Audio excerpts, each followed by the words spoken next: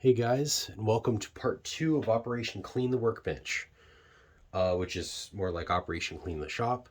Uh, I'm Woodworker Royer, and this is going to be that series. So, what I'm going to be doing right now is going to be doing a face reveal, which I don't know if I've done or not, but not actually really. It's more of like you're going to see my face, but not anyway. What I'm going to be doing is I'm going to be taking this grinder, putting it on the underside of this table that is white in this area. That grinder under this table, pulling another grinder out from there and doing some stuff. So, you're not really going to see a whole lot of what I'm doing. I mean, you're going to see it, but you're not going to understand what I'm doing really. I did explain it in part 1, so if you want to know what I'm doing, I'll probably show you in a minute, but watch part 1 first, and then you'll know what I'm doing. Basically, what the goal of this project is to clean the shop. Well, really, the original goal of the project was to get the workbench clean so that I could actually use it for workbench stuff. But that has grown to I need to clean the whole shop because it's a mess. So, what I'm doing is I'm doing that. I'm cleaning the shop so I can get the one thing clean so I can get the other thing clean. Which is way more complicated than it should be. Because as usual, when you have things that are somewhat clean, you start piling them and then, because it's such a good place to put that thing. And then that thing doesn't have a home anymore and you and end up with a lot of homeless tools and regrets. Basically is what happens there. Just get this. Okay, we'll get this guy out of here. Which is not going to be as easy as it should be. Oh man, that thing's got some gravity to it. Oh, that's what that's great. Okay, that's not a problem. Okay. Let me just see what happens here. Okay, that happens. Turn him there so that is no longer a problem. And I'm going to fix this problem that I had with something. I don't know what. I don't have any safety glasses. So I'll use this, which you're not supposed to do. Always use safety glasses with one of these things. These are not going to really protect your eyes. I'm going to break my rule because I don't have any options other than digging around and trying to find safety glasses that I don't know where they went. So it's not an option. But do not do this. Put here.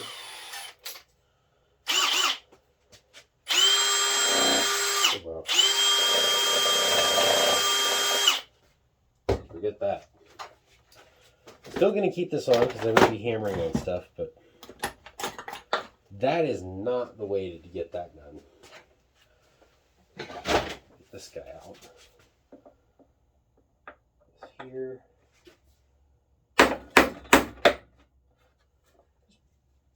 Hammer on this. I don't know what I'm doing with this. I'm using a rock hammer on a grinder. It's like weird.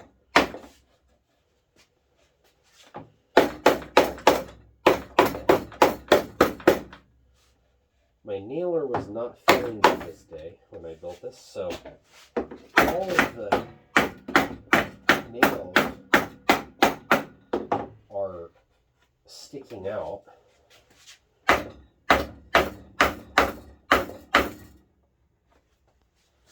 don't like doing this. I feel like I'm going to break the poor thing. But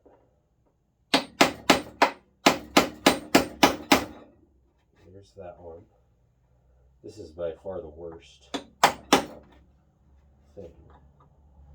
I want my apple picker.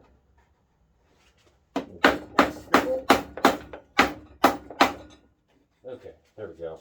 I think that should make this a lot easier to deal with.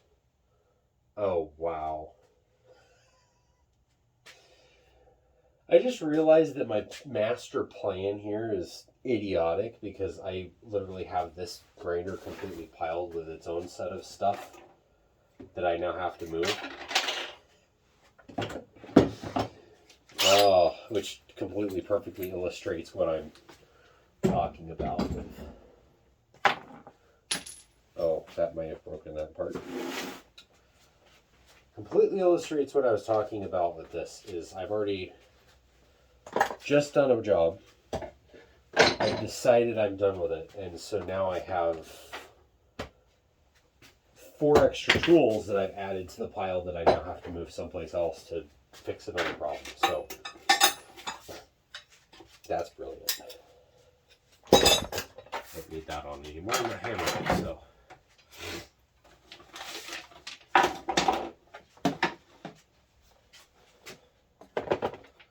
Okay, put that there. This is kind of my sharpening. Crockpot lid is leaving from where it is to where it is going to be. Put him right there.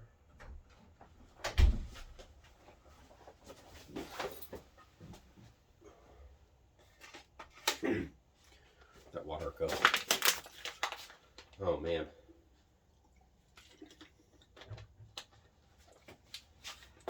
Got some Dave's hot chicken. Oh, that stuff is really, really good. My stomach did not agree with that.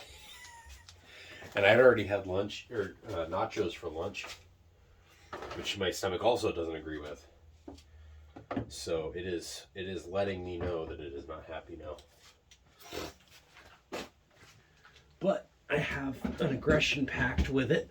I said aggression pact, not non-aggression pact. I have an aggression pact with it, which is I eat what I want and it's going to be mad anyway. So I do what I want and I live with it. Probably not good for me, but the doctors don't know what's wrong with it anyway, so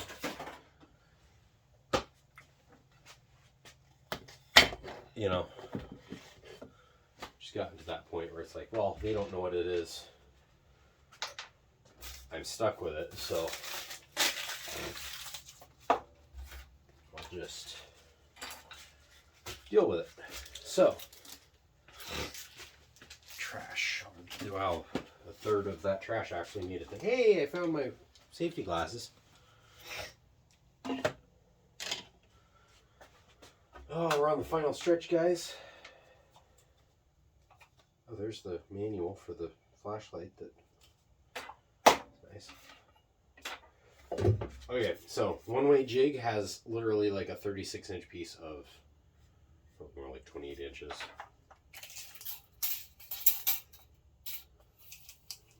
Oh, 27 and a half. And that's an extra 16th for good measure. Okay. Put that there. Okay. How am I going to do this? I think I'm going to do that the same way it's aiming right now. But I'm going to brush off the junk that's on it right now first.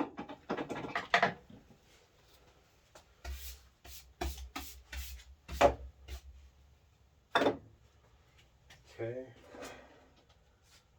Just gonna pick it up, I guess. I don't know. Yeah. A handle on it or something. Okay. Put it down here. Oh man, that is not light at all. Oh no.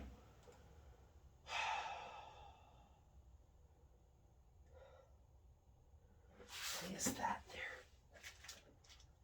At the same dumb level.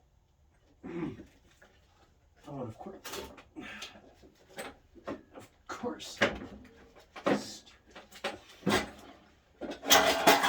Okay, well, that's no longer at the same level that other thing was. here. That's fine. The evaporust still sits there. Okay, that was a lot more work than it should have been. That part there, just well wider than this board that I was working on here. Take this guy, take him back up this way. He moves a lot easier now. Put this back where it was.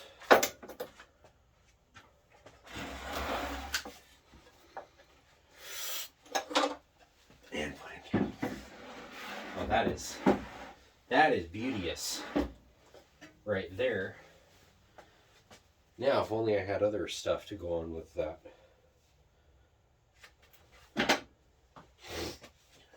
I am just going to this because it doesn't need to stay. That can be there now. Okay. I like that. I'll just do a real quick showing of what I've done here. So I took the grinder off of there, and it was taking up that whole area of the board. Put it down here, and now the other grinder sits on top of that board. It weighs like 4,000 pounds now on this bottom shelf, which is 2 layers of pallet boards, which are actually taking this perfectly well. They are nailed together, but kind of loosely, not glued or anything like that. I just kind of hit them with nails, kind of at angles, because I couldn't really get a good overlap, not being able to get at my table saw. So, at some point, I want to change this because I want all of this stuff. I don't have to move this heavy thing to get to this heavy thing. Basically what I'm saying. Maybe what I'll do is I'll cut this along this line right here, and have it basically this sits here, that sits there, have another little section for something else. But right now I've got lots of space up here for what needs to go there, which is not all that metal dust that I'm now going to breathe because I'm an idiot and I forgot that it was going to be light like that. So, I think you can see okay now. I've got a lot of this cleaner and stuff, and I just need to find a place for it, really. That looks like a good one. Okay.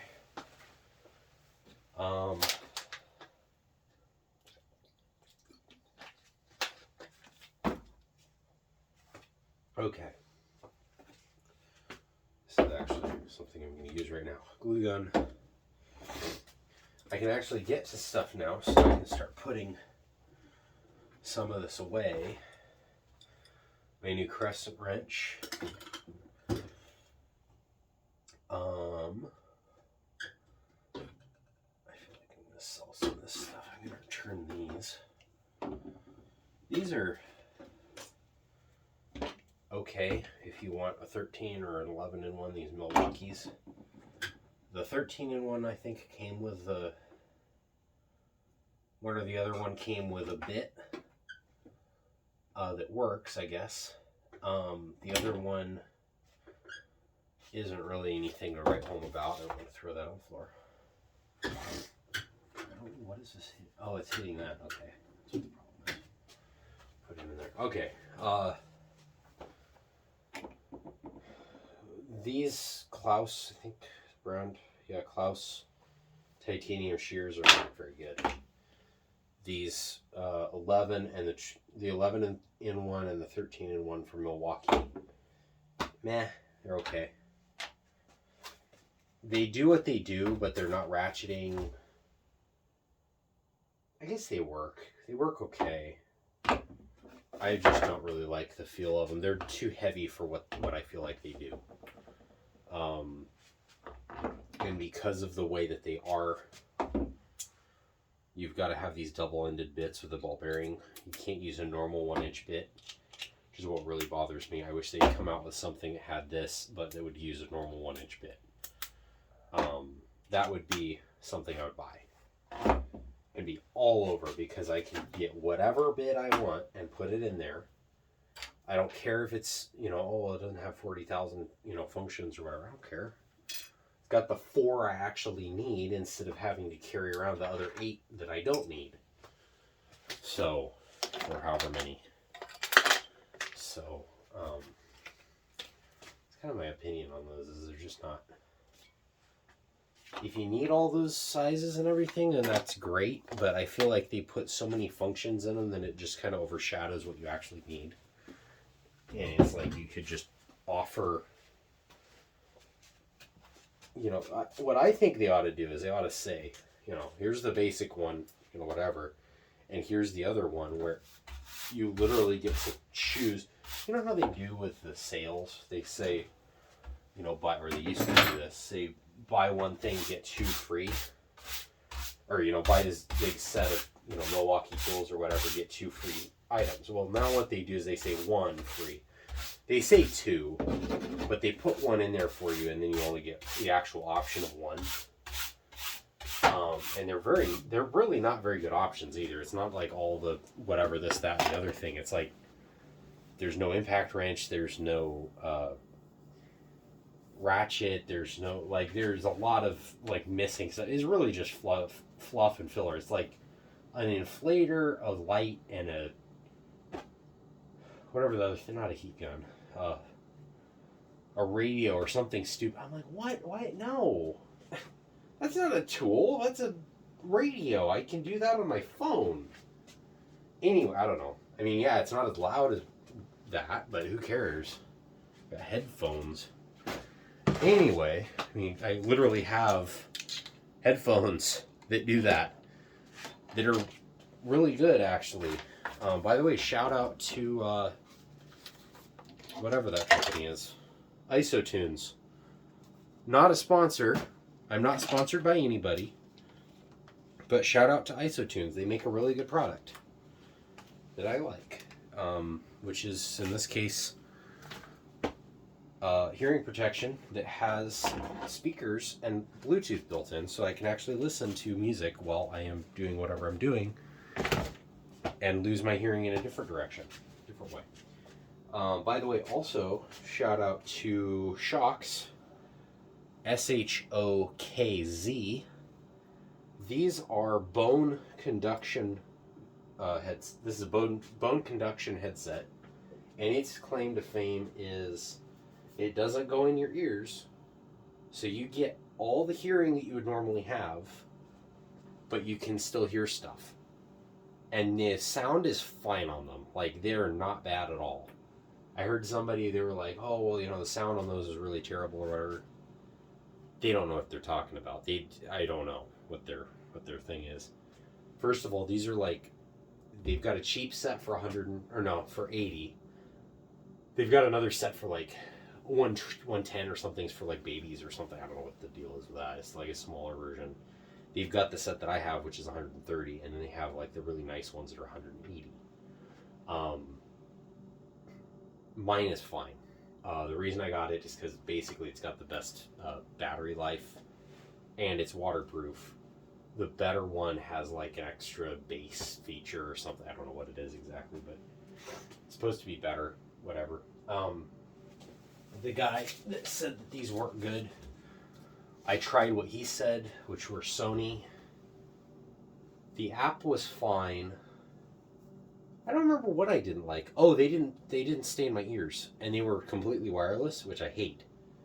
I like having the wire around the back of my head. I don't really like it because it's uncomfortable, but I'd rather that than them not, stay in my head. These don't even go in my ears, so they're way, way more comfortable.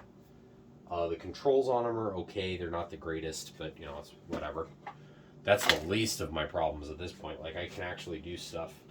I just wish the button was a little bit, I don't know, it's kind of forward of where you would think, it should be back here, and this angle is weird. So it's kind of just a problem of, a little bit of design work could have fixed that problem. It wouldn't have been a problem at all. But anyway, That's what I use. These are what I use for work. This is what I generally use in the shop, is the IsoTunes Link, I think. I don't know what they're called. I don't think they say. But the full-on, like, heavy-duty headset thing, basically. Anyway, so that's what I use. I mean, maintenance stuff, I use the shocks, and then for the home shop and everything, I use these. I ought to get another pair of these. These are about half the cost of the shocks. By the way, they're only, I think they were $60, but that was probably a holiday sale too, so who knows what they actually cost. Okay, so I have this. I've got the wheels on order, so I can't do anything with that right now. I can put all the stuff from the table saw on or around this. Now, I think is the plan here, and we'll just do that. This is the only. You know, I love Home Depot, but Behr paint does not dry in this climate for whatever reason. I don't understand what it is. Northern California and paint apparently do not mix. I don't know if I put the layers on too heavy, the coats, whatever you want to call them. I don't know what is going on with it, but I have never been able to get paint to dry in this climate that is from Home Depot. Sherwin-Williams and Kelly Moore dry, but that's all eggshell and flat, so who knows. This is all semi-gloss. Oh my goodness, that is not going to happen, I don't think.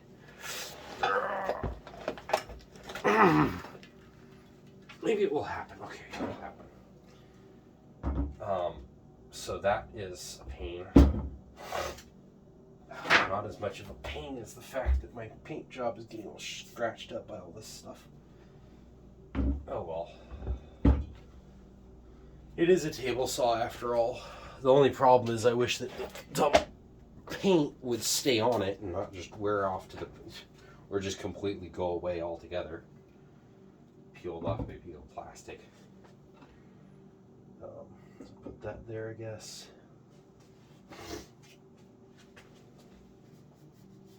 I was about to say that dried a little bit. It's a little bit better on that than it is this right now, but that's been drying for like a month and so, or 3.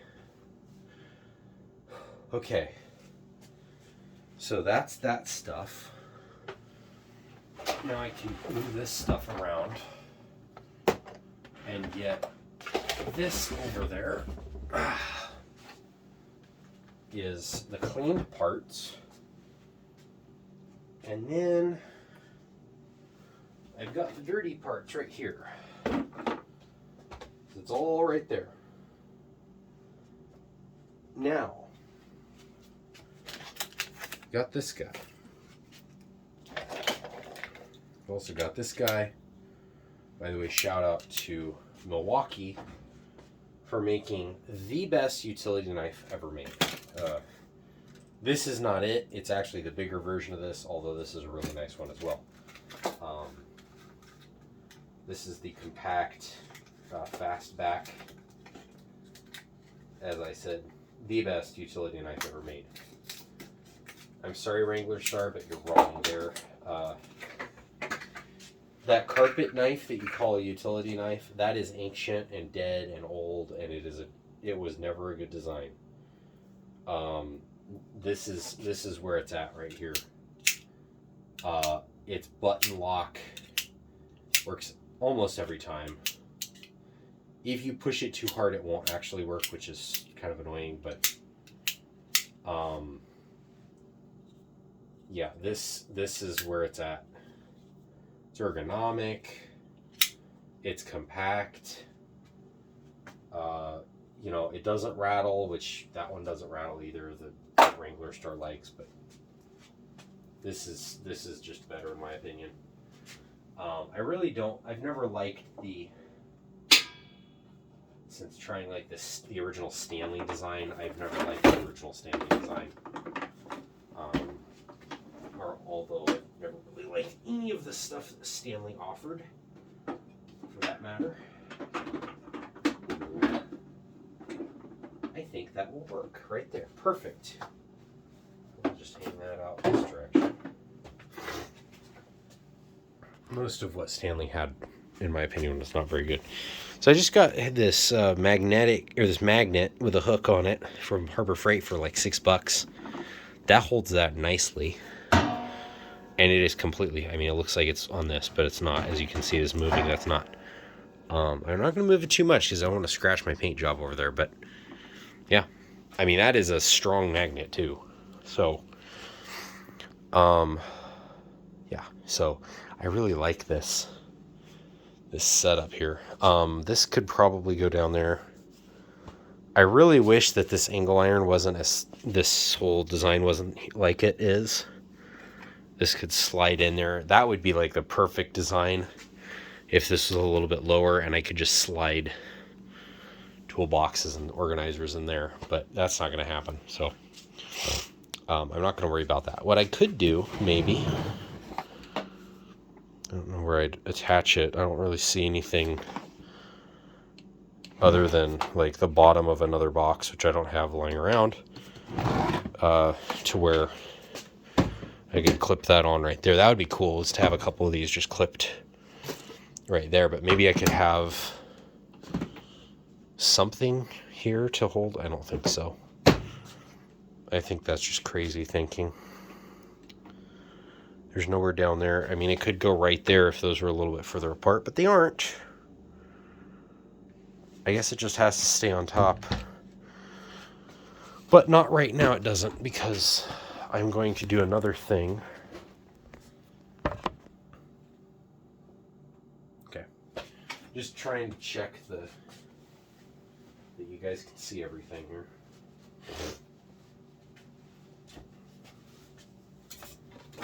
I don't know what I just dropped, but that was a thing. We're going to put this over here. That's a better place for that, for sure. That right there. This right here.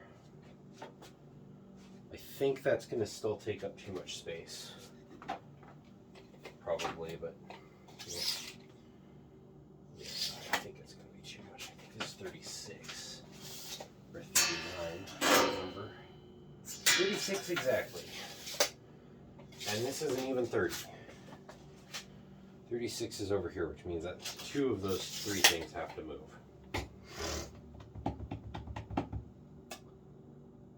And I don't think I have any brackets. Even if I did have some plywood, which I don't have brackets and I don't have any plywood. Otherwise, I was thinking about just putting a little shelf, not a shelf, but like a bumper here. That's frustrating.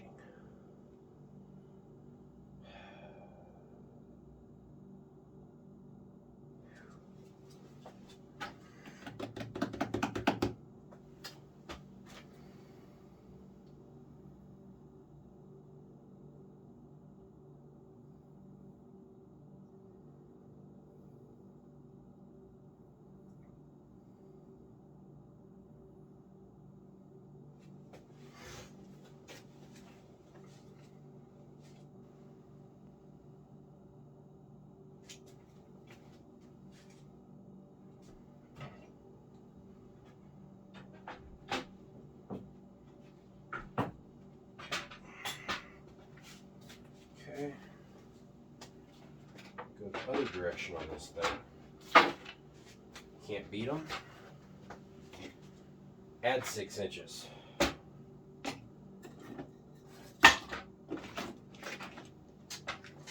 Okay. Fall all over there. Quality Harbor Freight right there. It didn't shatter. I was kind of expecting. And I'm not being facetious about the quality. Like, that's... It didn't completely shatter. It passes. It passes the durability test. You fall off of a 5 foot, 5 foot drop. Land on like 4 corners at different points and survive the experience. Oh, shoot. I don't like stacking these together, but that's what's going to happen here. Put this over here. This here, like that maybe? I don't know.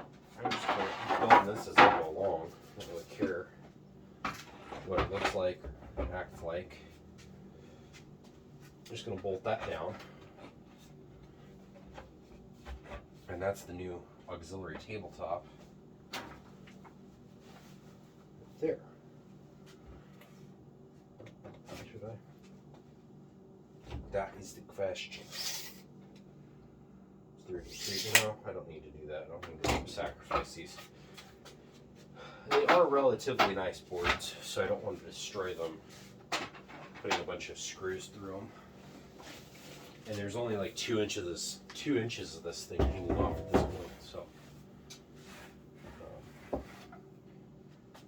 that's what it's going to look like, guys, for the next 8 years till this table saw is finished.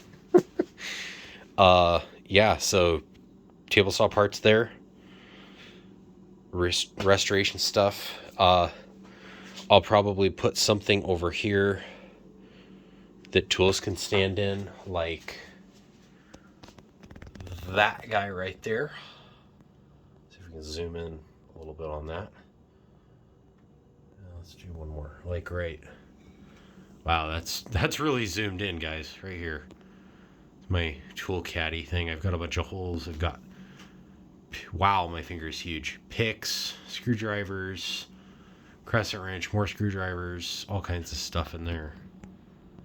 Whoop, way out.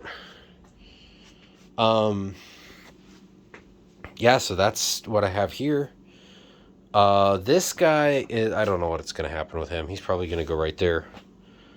But yeah, at some point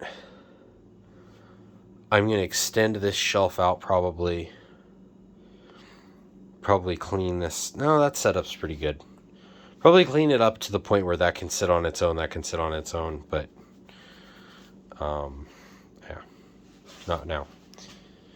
Someday, if I upgrade this, if the stand works out and everything, if I upgrade this, I'll put one of the Home Depot 6-8 foot butcher block countertops on here, and that'll be what I'll have for the workbench top. It'll be great. And then at that point, I can have the footprint of this a little bit bigger. I don't know if I'm going to do that or not. I like the footprint of this. It is pretty compact. It's like, I think, 19 inches deep and 4 feet long. It's pretty narrow. It can go against a wall really nicely. It can store plenty of stuff. If I ever want to, at some point, like, build out a whole shop and everything, this is probably what I'm going to use, is units like this type of design. Maybe actually 4 feet instead of 3 foot, but, or whatever this is, like 3 foot 3 inches or something. I think it's 38 or 39 inches long. Some kind of odd number. It was literally the shelf for a vanity, or the stand for a vanity sink and all that stuff in there. The something broke or whatever, and they replaced it with a new whole unit, and so the frame was basically useless. I asked my coworker, I was like, why are we even getting rid of this? He's like, well, we can't get parts for it, so we can't fix it, so it's just there. I'm like, okay, it's not going to be there anymore because I'm going to go use it. And I made a workbench out of it. And that's the kind of thing you have to be doing, you know. If you're out there working on stuff and you see something out there that you want, ask about it. You know, hey, what's this frame doing out there? I mean, he offered me stuff, like, before I even thought about it. So, you know, it wasn't just me coming up with these things. It was like him, you know, honestly, kind of jokingly, at first. And then he's like, oh, wow, you actually want stuff. So, okay. And so I got this. I actually got a cart, which I returned to the store that it was from. But homeless guys drop off carts at our hotel all the time. I don't understand what it is. Like, apparently where the cart the chancellors of the cart exchequer or something. I don't know, whatever. We're the cart guys. So it's become kind of a meme between the two of us where, oh, you're going to take home another cart? I'm like, yeah, yeah. My parents are not fans of that idea, but, at some point I'm going to get a cart that does not have a label on it, and I'm going to take that home because I can always use another shop cart. Those things, by the way, if you don't know, like store carts have really, really nice wheels and bearings. If they're not completely clogged with hair and junk. They are very nice. And if you get one that's in good condition, it would make a very nice, like, little go-kart around not literally a go-kart, but like a cart for tools and stuff. Anyway, so I am way, way past my bedtime, but, anyway, basically, this is the setup right now, and we're pretty good on that. The rest of the shop looks terrible. Don't know what I'm going to do about that, but hey. The part that I was wanting to clean is clean. And the workbench is actually looking halfway decent too. So we'll see if I can give you guys a boost with this piece of random 2x2 that I found someplace. Also part of a pallet. Here, let's see if we can angle you so you can see a little bit better here.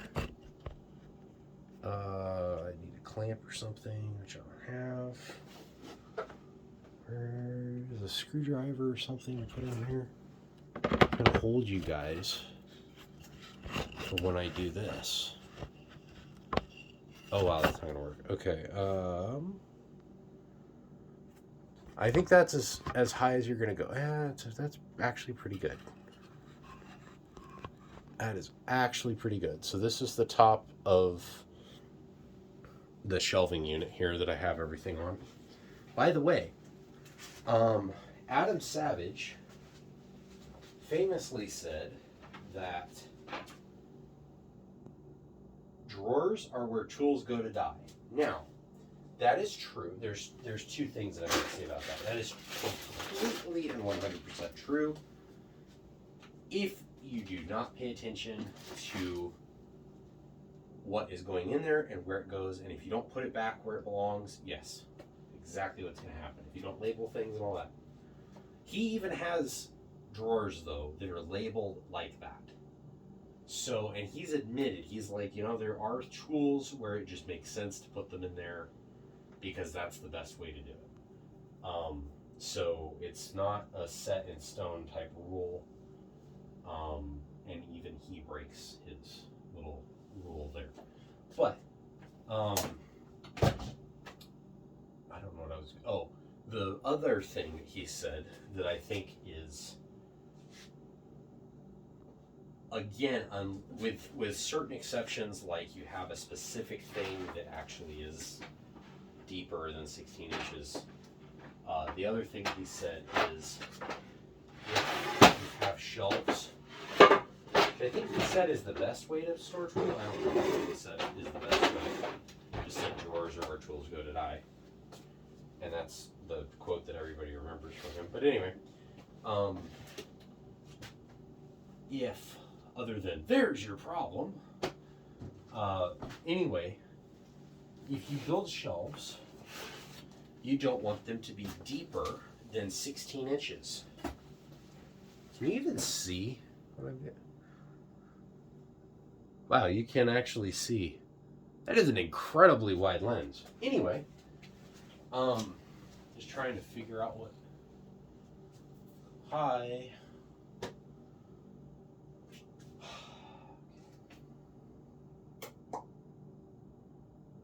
This table saw is what needs wheels.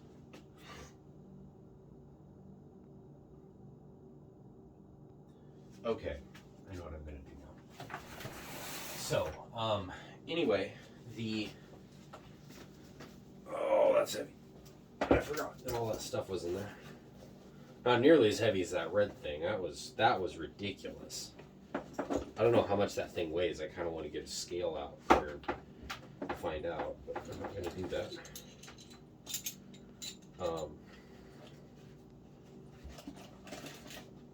Probably hurt my back just looking at the number. Anyway, so basically what he was saying is if you have a shelf deeper than 16 inches, what you end up with is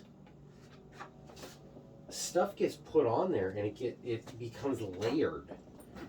So you have a bag and then something behind it or something in front of it. And so when we built these shelves, we built them 24 inches deep because that just, made sense. It's easy, and it's 2 feet. It's easy to, calculate everything for. And obviously, 8-foot stuff you can do with 16-inch increments as well, but 2 foot is a lot easier to think about and deal with. But the problem with that is that what he said is actually very true and turned out to be true in this case as well, and it's all layered now. And so whenever we do anything, we've got to think about, or whenever I reorganize or do anything like that, I've got to think about like where everything's going to go. And I've got a shelf here where, I forgot how much I love these Milwaukee tape measures. 7 inches of it is dead space in front of these things that are, the deepest one of which is 17 inches, maybe 17 and a half. Now there's other stuff on here too, but like this section of like just toolboxes, tool cases and things is literally only 17 inches deep. On a 16-inch shelf, it'd be sticking out a little bit, but it'd be fine. On a 24-inch shelf, there's just dead space, and so you end up with, I can put this thing in front of it, I can put that thing in front of it, and then you end up with, I've got to move with what I had before I did a bunch of this organization, move those grinders and things, where I've got to move this whole thing, this whole pile of, 3 things of gloves, a paper towel, the antlers from the one deer that I got that actually had antlers that weren't like an inch high. And, like this random thing that should be in the box that's behind there, like stuff that's completely useless. And so it's not useless, it's just not being used currently. And so you end up with all this stuff that you have to move. So if you're building shelves, unless you're using a unit of organization, by that I mean like a tote or toolboxes or whatever, there are specific sizes, you need something deeper or shallower than 16 inches. I would say 16 inches is probably a really good size. 24 would be great if you're actually using totes to organize stuff. Like normal size totes. That's about how big they are. That's how big you need the shelf to be to hold that. So the other thing I would say is you don't need it, but it's very nice to have an actual piece of plywood that goes there. It doesn't have to be thick stuff or anything. It can be 1/4 inch thick, hardboard, whatever, that actually goes across whatever shelf you have. Make that a solid surface, whatever you want to use to do that. I mean, you could use drywall. I wouldn't recommend it, but you could. It's relatively cheap. It's not very durable, and if you get it wet, it's going to fall apart and turn into a really, really ugly mess, but you can use it. I wouldn't, again. I'm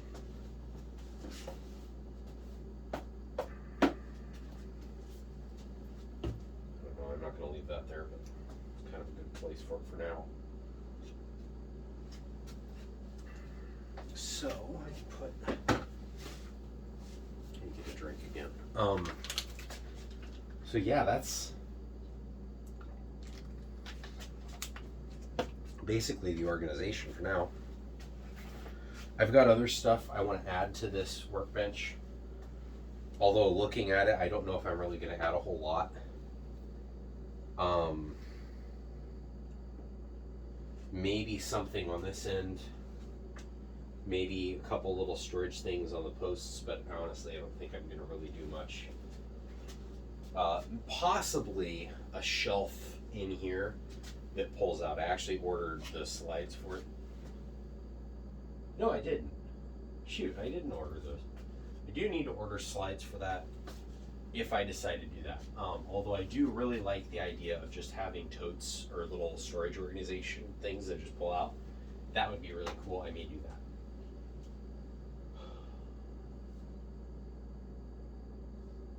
I'm trying to figure out if I'm going to do anything with any of this other stuff. I hate having random stuff, just stuff lying around.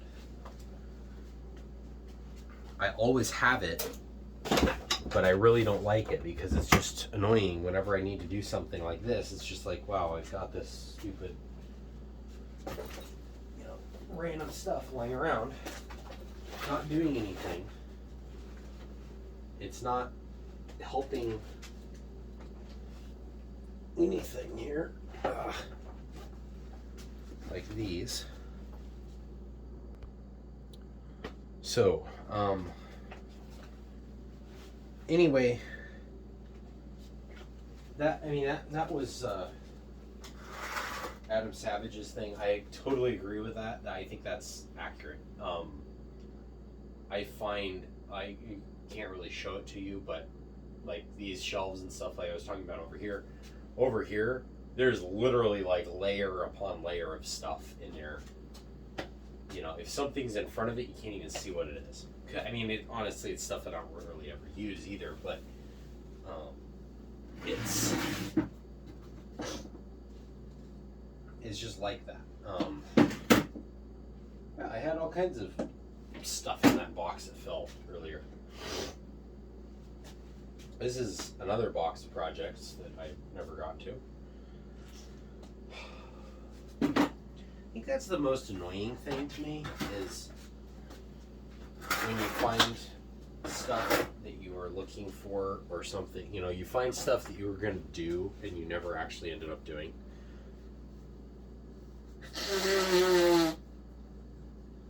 Like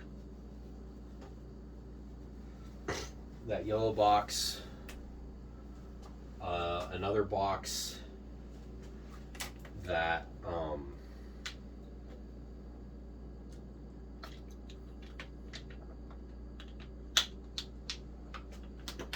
oh man, that water tastes good. I don't care what you say, Kirkland water is good, especially when it's really cold. The water, not necessarily the outside. Although I like the outside being cold too, so I know a lot of people don't, but anyway. That yellow box, some other box. I actually have a box outside that has basically all of my tool bags and stuff that I've collected over the years. Mostly, like bags, the 14 or 16 inch bags or whatever that like a drill or sander or something like that would come in. Those I tend to have a lot of, and just because I've been I've been buying tools since I was like 5. It's been a long time since I was 5, and I've got a lot of tools.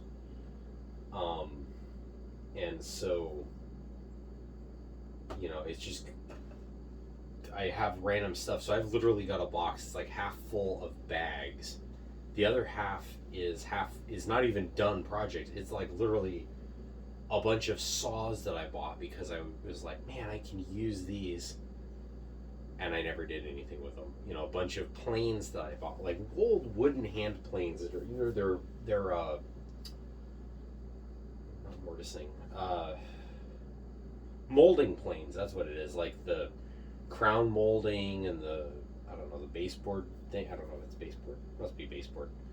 that kind of thing that, you need like that weird Roman OGs and all those things. No, I didn't say that other word. OGEE. OG, I don't know. Anyway, different things that you would use a plane, or not a plane, good grief, a router for now. But that they used to use a thing called a shaper, which is basically a really heavy duty router table, or a molding plane. Obviously the molding plane is an older tool, but it's a hand plane with a shaped cutting blade, and also a shaped base sole. And so you could look at that and be like, oh, I want this one, and you just do whatever you need to do with them and get them lined up right, and you can make whatever shape you want if you have enough of those things. And I've never used one because I own them, but they're all rusty and everything. I didn't, honestly, I wanted to get a file or something to clean them up with, and I can't even find files anywhere to do anything like even not a file, but a stone or something that's like curved like that. I don't even know where to buy it. So if you guys have any idea of like where to get a couple like curved, I guess, rods or something that would go in different radii. I need different radii of them. I need like different grits. I need like probably a 200, maybe like a 300 grit, like diamond or something, and then like a 600 grit or something like that. Maybe something in the middle too. Maybe a little bit like maybe like a 300, a 500, and then like a 9 or an 800 to 1,000 grit, set. And I can get those things going. That's going to be an absolute pain to do. I have no idea how anybody sharpened those. I have a feeling that like the actual profile of the molding plane changed every time, or they were like masters at filing things. I don't know. But anyway, let's see what else we've got in here that I can do. I don't want to touch that thing.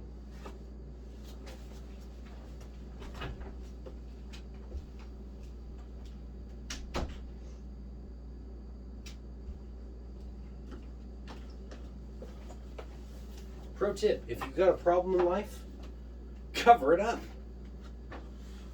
And it goes away. Okay, I'm going to do that. What's all this? Oh, I know what this is. That is not what I'm looking for. Neither is that. Shoot. Wait a minute, did I save? Well, that's one thing I guess. It's all these boxes of stuff. I have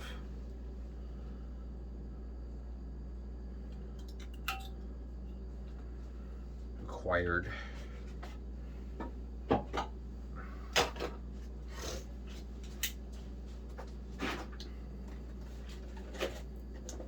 Ryobi full-size heat gun.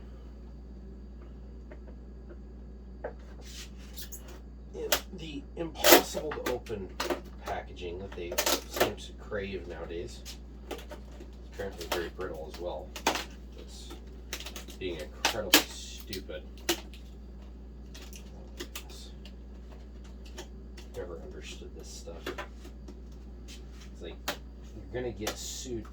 You can't stop people from stealing stuff now. At least in California. And so just and they wonder why everything is so expensive here. I don't think they understand it. I know they don't understand it. heard him talking about it. It's like, oh, you know, it used to be so good. Blah, blah, blah. Like, yeah, then you went stupid. Won the stupid prize.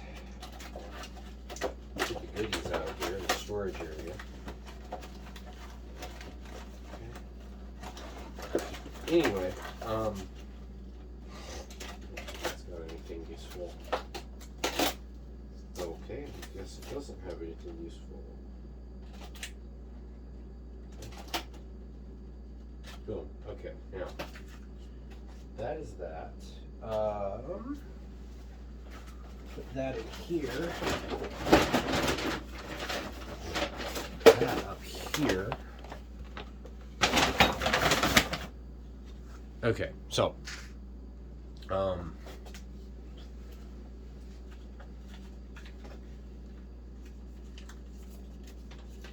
a chance to win a Home Depot $1,000 Home Depot gift card, yeah.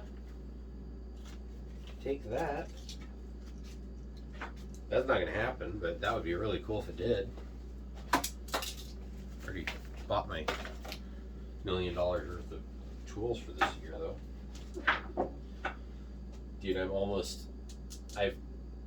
not got very far to go before I get my $25 back. And if you have a Home Depot Pro Rewards, or if you don't, you can actually look it up.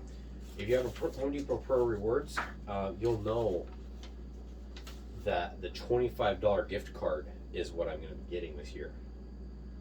And I'm not joking.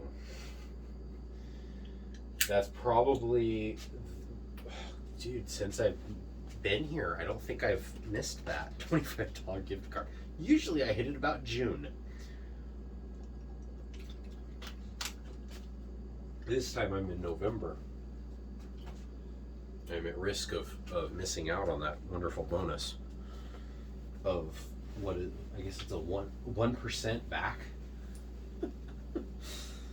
I don't think there's any actual bonus gift to like do. If you're a painter, you can actually get a really good discount on stuff. Otherwise, nope, nothing. You know, like, well, if you spend $2,500, you get $25 back. Oh, wow, that right there, that's a discount right there.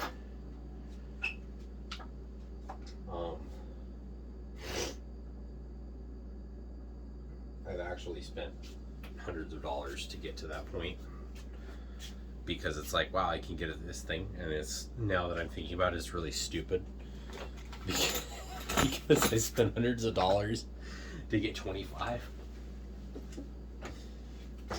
I mean, the last 5 years I probably made $125 and spent well above $10,000 to do it at one store. Well, technically two. Well, three really, because there's a third one that I go to very rarely. Anyway, so got those. I don't know what I'm doing with them, but I guess I'll just put them up there. That's a good hidden spot for them. I have no idea what I did for the manual for this one. There it is. So both of these, if you're interested, the Ryobi heat guns, glue guns. Curious if does this come off? No, it doesn't. This one does. So the mini one, it doesn't look like it unscrews. The big one, I think, well, maybe it does if it doesn't have heat. It doesn't have glue all built up. Anyway, the nozzle on the big one does come off, at least if the little one doesn't. You can get different size nozzles. The little one sits on the battery, and then this part comes off, and it's really small. The big one, the whole battery and everything goes with you. And it uses a bigger, this is a mini, like a 1/4 inch stick. This does 1/2 inch and 7/16, I believe. Which is more along the sizes that I'm going to be looking at getting. the little one only does the small stuff. It's a little bit nicer for smaller stuff, but I mean, again, it doesn't really matter. I don't know. Anyway, if you need small, the mini one's great. It's actually more expensive than the big one for some reason. I don't know why. But what I'm actually planning on getting some different glues and things for those and using those a lot more often, because I don't really use super glue ever. I've never I've used it in the last 5 years and it's just junk at this point. I don't know if I'm misremembering. I'm sure there's some of it that's misremembering, but I remember when I was a kid, if you got super glue on your fingers, they were bonded. Like, they were very quickly attached. If you put super glue on stuff, you had to put it together quick because it was going to be bonded fast. Nowadays, it never dry. I don't understand. It just does not ever dry. It's like the paint. It just doesn't work. And I don't know if that is some safety thing that the feds did.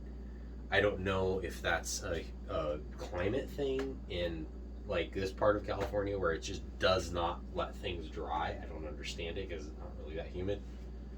I don't know if it's a moisture in the air. I don't know what it is. I think it's probably some safety thing, which isn't necessarily a bad thing, but like really kind of annoying because now you have to get like the activator to make it do what it used to do. I know it did it. You know, maybe it wasn't quite as effective as I remember, but I know for a fact if you put it on something, it was going to bond to that something really quick.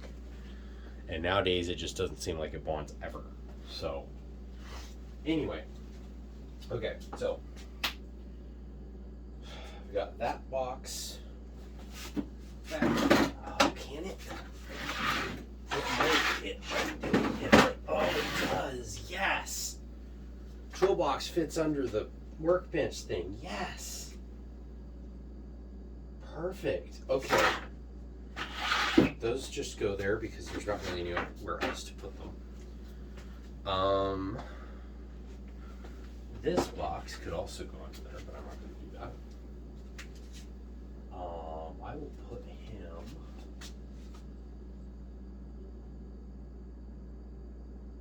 I don't know.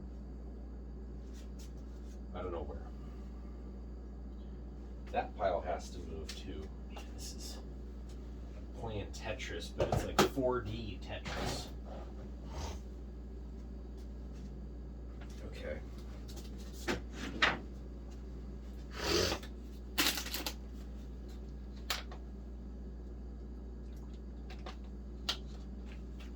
Okay. My work tool belt can go wherever I want. I'm just looking over here at the a pile of stuff I have here to see if there's anything I can really get rid of that's in the way on the floor here. There's several things, but I can't really get to anything until this can be on wheels. And I think what I'm going to do with this, I'm going to have it on wheels most of the time, but when I really need to work on something, I can flip the wheels up.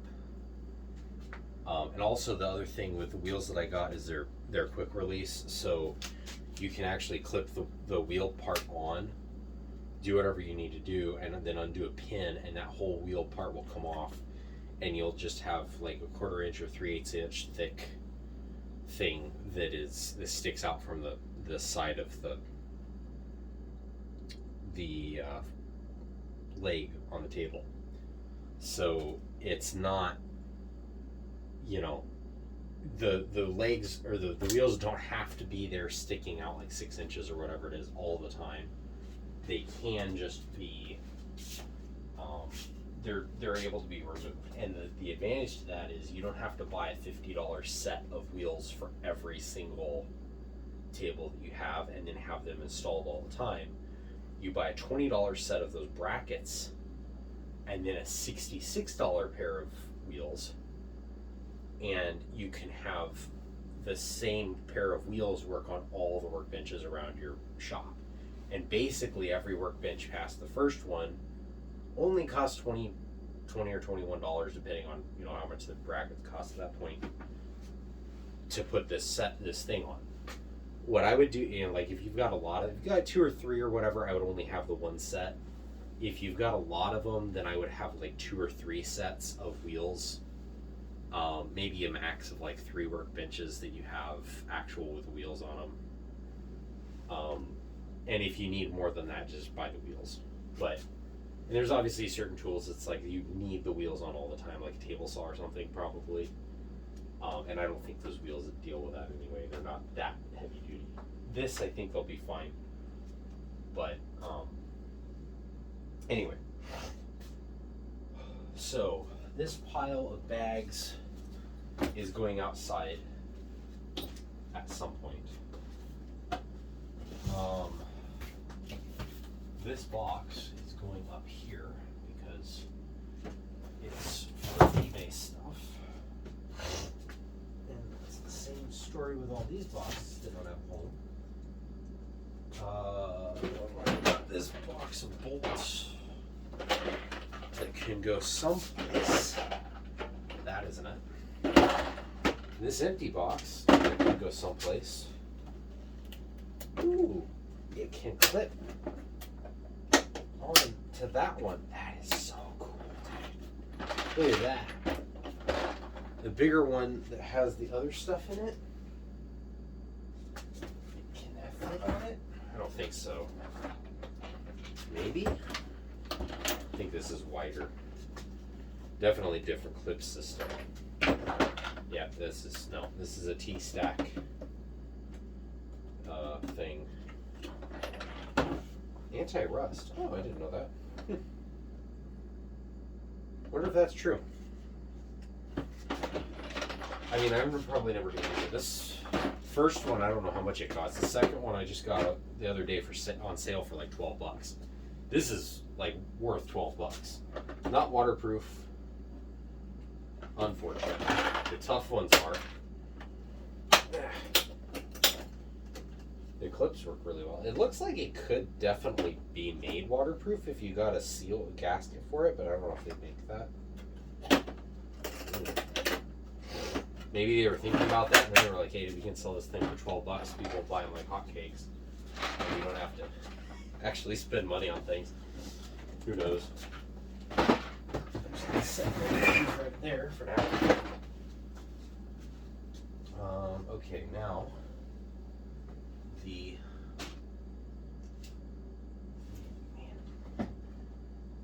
anybody want a pair of good boots? Those are them. I'm selling them because they kill my feet. I've got hiking boots. I don't need any more boots. Those are steel toe Carolina logging boots. Incredibly good, tough. I mean, they're not like rough out leather, Nick's boots or something like that, but very good boots nonetheless. They just really hurt my feet, and so I'm getting rid of them because